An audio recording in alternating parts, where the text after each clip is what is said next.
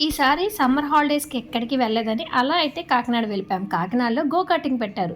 కాకినాడకి బీచ్‌కి దగ్గరలో ఈ గో కార్టింగ్ ఉంది. నేనైతే ఈ కార్ రేసులో ఏమి ఎక్కలేదండి. జస్ట్ అలా ఎక్కి వీడియో అయితే తీసుకున్నాను. పిల్లలైతే గో కార్టింగ్ రేస్ చాలా బాగా ఇంట్రెస్ట్‌గా వెళ్ళారు. ఇక్కడ గో కార్టింగ్ వెళ్ళాలంటే పిల్లలకి అంటే చిన్న పిల్లలు ఉన్నారనుకోండి, వాళ్ళకైతే 450, అడల్ట్స్‌కి అయితే 750 రూపీస్.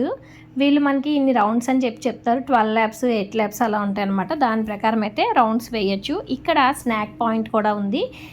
గో కార్టింగ్తో పాటు డిఫరెంట్ గేమ్స్ కూడా ఉన్నాయన్నమాట. పిల్లలు ఏది కావాలితే అదైతే ఇక్కడ ఆడుకోవడానికి చాలా బాగుంటుంది. పిల్లలు ఇలాంటి గో కార్టింగ్స్కి చాలా ఇంట్రెస్ట్గా ఉంటారు కదండి.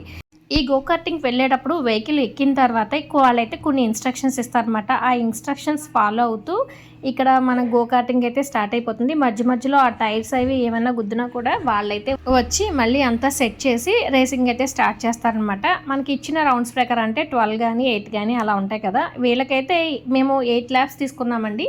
కానీ వాళ్ళైతే ఇంచుమించుగా 10 ల్యాప్స్ వరకు అయితే అలౌ చేశారు.